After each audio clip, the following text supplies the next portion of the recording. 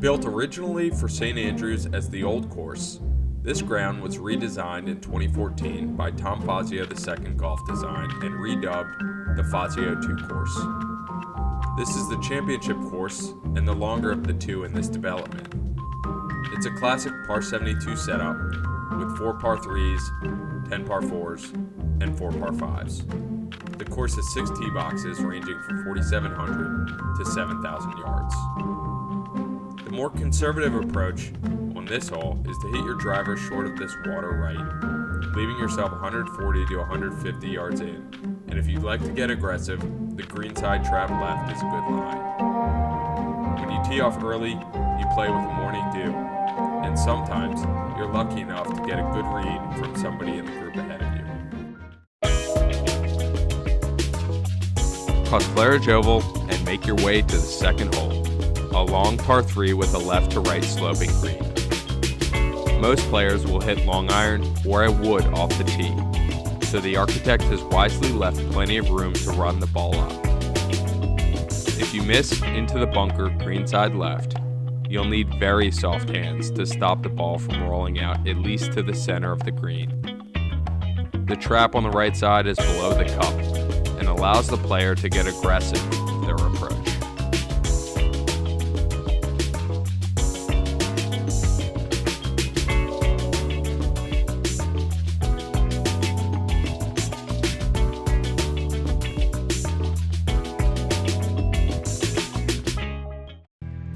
The third hole is a long par 5, spanning 585 yards from the back tees, and frequently faces the wind. Like a lot of well-designed par 5s, this hole starts with a wide fairway, promoting a big swing off the tee. The second shot makes the player choose how aggressive they want to get, laying it back to a wide fairway or swinging harder to fly where the water cuts in. A great drive and second shot will be rewarded, especially when the greenskeeper tucks the pin front left behind the trap. When that happens, your only hope is a high, soft shot to keep it close. The right side pins are a lot more forgiving on this hole. Up on the right side, you can see that the misses will even funnel towards the green, and sometimes really close to the hole. Please listen carefully. The fourth hole is a short par 4 with a relatively wide fairway, but the trouble left and out of bounds on the right can leave a player shaking in their cleats. These fairway bunkers on the left have steep lips, making for a tough approach to this back to front sloping green. You may want to take your medicine and pitch out into the fairway, but if you do hit the fairway off the tee box, it's a birdie hole. Don't miss it long, or you'll be happy with a bogey. Number 5 is a long par 4, with that out of bounds still teasing you right of the coquina cart path. But the right side of the fairway is the best place from which to hit your approach. You have a narrow landing zone with the bunker here, but it's the best angle, especially when the pin is tucked behind the sand trap. The green is known to shoot long irons towards the back, leaving you with a fast downhill putt. But even still, I highly recommend hitting a draw as it gives you more margin for error. This is one of the harder holes on the front 9, so if you walk away with a par, you'll be very happy.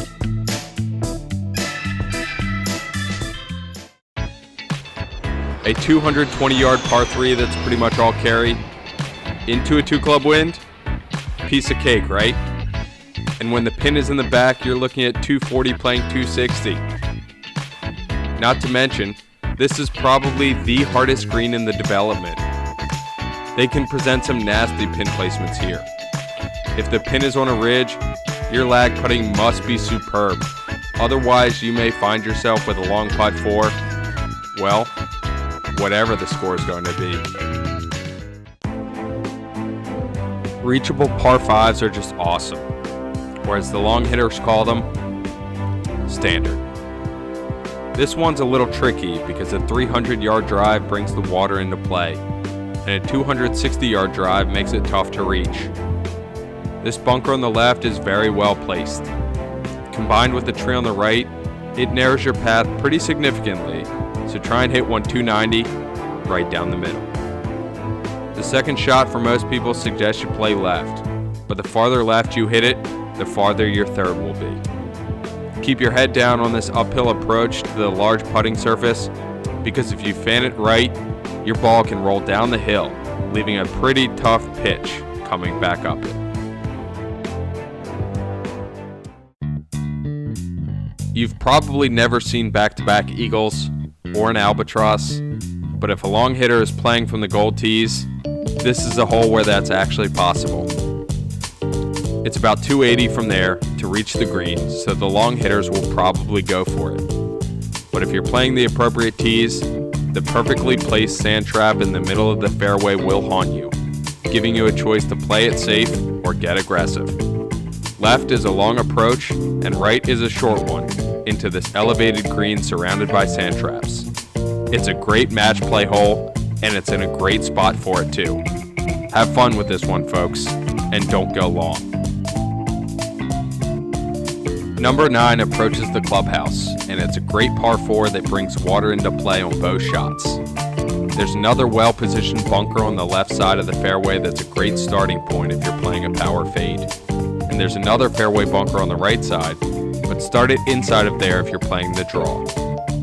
If you're in the fairway going for the green, wave to your friends and family at the grill on the right. The false front up at the green here has sent many balls into the water, so make sure you have enough club. And try not to embarrass yourself while everyone's watching. This 9 is another classic par 36 that starts and ends with a couple par 4s. It begins with a really tough one that's 470 from the back tees. Play your drive right of the bunker you see up ahead here on the left, but don't go too far right or you'll find yourself in the other trap. The approach is likely to be a long one, and the green is pretty firm, so it's tough to hold. It's wide, but not deep, and long is bad. So your best bet is to hit it high and soft, or somehow precisely run it up there. This is one of those holes that makes people religious. Hold your head up high here if you make par. You'll probably win the hole and get a couple high fives from your buddies.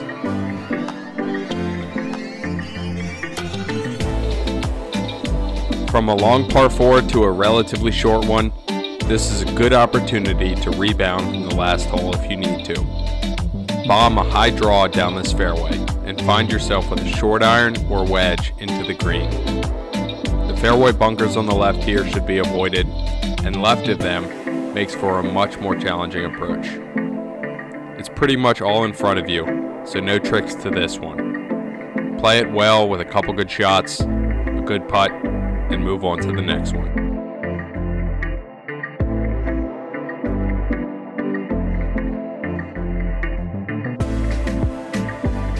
Now we've got a beautiful little par 3 with a tricky green that's ranked as the easiest hole on the course.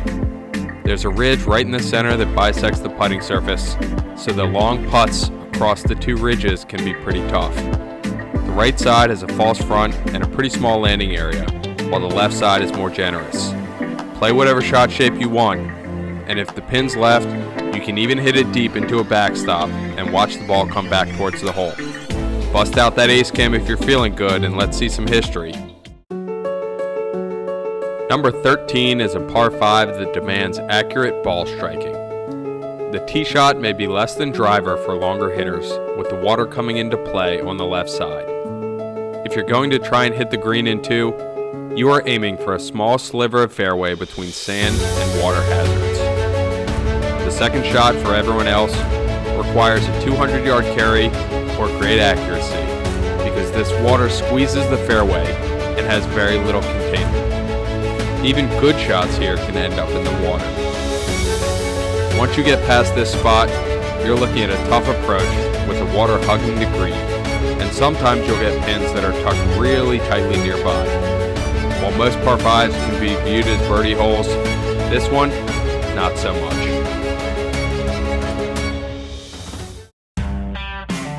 The drive on this hole is reminiscent of number 4, with water short, a bunker left, and out of bounds on the right. Here though, the wind will be different, so if it didn't work out earlier, you have that going for you. The approach on this hole is uphill, and ranges from mid-iron to wedge depending on the wind and how well you hit your drive. Short and left is safe, but long and left is severe trouble, so make sure you don't hit it there. Front pins are guarded by a steep false front, and back right pins are pretty fun. High fade or sling it with a draw if you're a lefty. This last par 5 is the second consecutive hole facing east, so the wind should be predictable. If it's downwind and you bomb it in hopes of hitting the green in 2, you'll be contending with sand and water hazards. And for everyone else, your second shot must be accurate, as the water left squeezes the fairway with very little containment. Even good shots could be trouble. This is sounding a little familiar, isn't it? Though the first 2 shots are just like number 13, the approach is quite different. It's uphill, and there's no water to worry about. Aim for the middle of the green, unless you're feeling fancy, and if so, let's see what you've got. 16 is the signature hole with a beautiful fountain, plenty of palm trees, a peninsula green, and maybe a rainbow. It's a relatively short par 3 that slopes towards the water and has a bailout area short left. The bunker makes for a tough escape since everything runs towards the water. Front left is the easiest pin placement, and back right is the hardest. If these rocks are feeling friendly, they may bounce your ball towards the hole. Otherwise, you may find yourself in the drink. Depending on where your match stands, these last 2 holes can be very dramatic. Off the tee here, there's water short left and long right, and the farther you take it, the narrower the fairway. If you want to play it safe, you should shoot to be about 160 yards out, and if you want to get aggressive, you can take it over the right edge of the left bunker. Like last hole, front left is the easiest pin placement, and back right may be the hardest. But don't sleep on a back left pin, because it's the smallest landing zone, and it's tough to keep it on the shelf. If the pin borders the water, and you want to get saucy, juice it hard off the ridge, and watch as your putt gets shorter and shorter.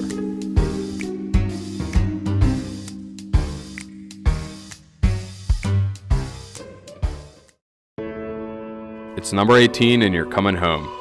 It's time to finish strong. Hopefully, you've played well and you're only a few shots away from a great score. At 455 yards from the back tees, this is the second longest par 4. Hit your drive towards the leftmost trap up near the green, and if you want to be really specific, aim for the middle of it. The second shot requires all your attention. Visualize it, practice as if you're hitting it, take a deep breath, and execute.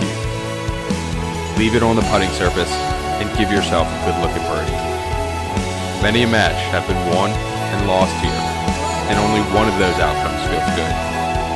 If you've watched this video, you have the advantage. Now make it happen, and your next free meal will taste that much better.